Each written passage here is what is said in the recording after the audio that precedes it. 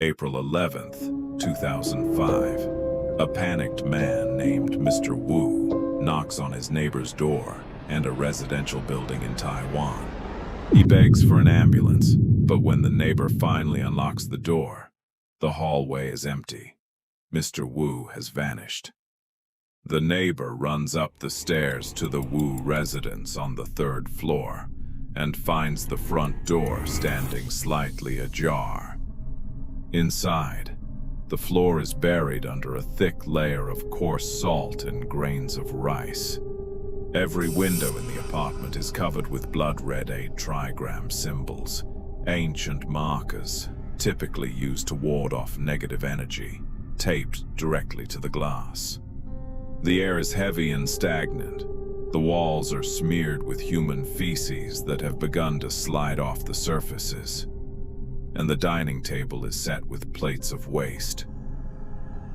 There isn't a single open window to let in the air, and the room is thick with the sound of thousands of flies. In one of the bedrooms lies the eldest daughter of the Wu family. She is 28 years old, pale and motionless. Her skin is covered in large bruises and hundreds of uniform ink dot-sized burn marks, as if she had been touched by the tip of a heated needle over and over again. By the time police arrive, the rest of the family, the parents, and the 3 remaining children are gone. They left behind their belongings and their home, disappearing into the city without a trace. Investigation into the Wu family reveals a terrifying transformation. To find the source of this violence, we have to look at how an ordinary, mundane household could be driven to dismantle their own reality and turn their home into a tomb of filth. The descent began 2 months earlier, in February. The youngest daughter returned home from college for winter break and immediately began suffering from recurring nightmares.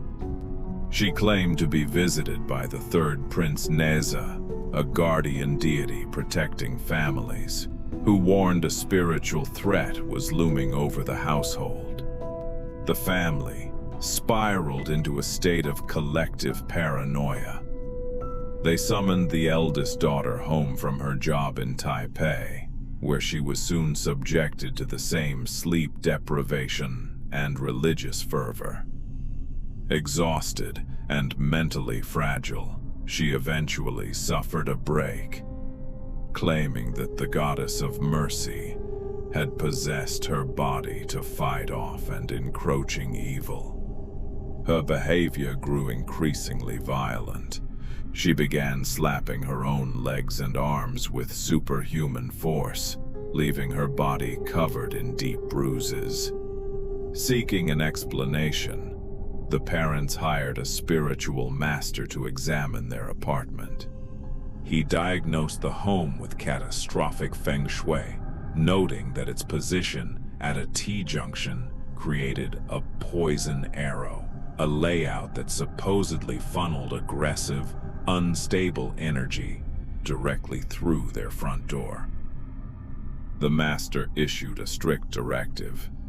The 3 daughters were to be sent to a remote mountain temple to meditate and cleanse themselves, while the parents stayed behind to physically purify the apartment. The parents physically transformed their home. They taped every window shut, plugged every ventilation outlet, and created a perfectly sealed environment, a fortress against malevolent spirits. Within this airtight space, they began burning dozens of jaw sticks. The thick white incense smoke filled the rooms with nowhere to escape. By the time the daughters returned from the mountain, the house was a lightless, oxygen-deprived chamber, saturated with smoke. The family sat together in the dark, their physical and mental health rapidly deteriorating in the stagnant air.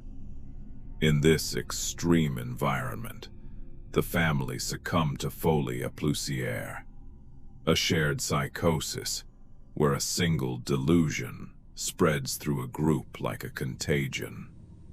Every member of the family claimed to be possessed by a different celestial ruler. The father announced he was the Jade Emperor. The mother claimed to be the Queen Mother of the West. They believed they had been chosen as vessels for a divine war.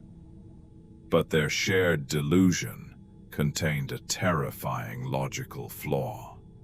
Because they were still suffering, a demon must be hiding among them, masquerading as a god. To flush it out, they reasoned the only way to make a host uninhabitable was extreme filth.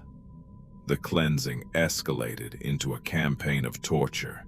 They beat each other with mops and broomsticks to drive the evil out. They used lit incense sticks to burn the skin of the suspected demon, leaving hundreds of uniform circular scars across their bodies. Finally, they stopped eating food entirely. They began smearing human feces on the walls in their own bodies, eventually forcing each other to consume the waste as the final stage of the exorcism. After 2 months of starvation and trauma, the eldest daughter died. The autopsy revealed the cause was multiple organ failure, the direct result of starvation and the massive ingestion of human waste. Their desperate attempt to manifest divine protection had backfired. In their effort to save the family from a perceived spiritual threat, they engine.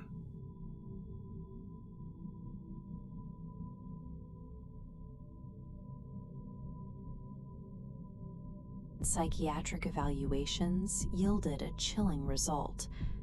Doctors found that none of the family members had a history of mental illness.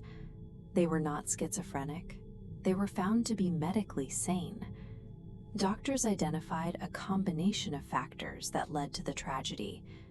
The family was subjected to extreme sleep deprivation and likely suffered from carbon monoxide and mold poisoning within the sealed apartment.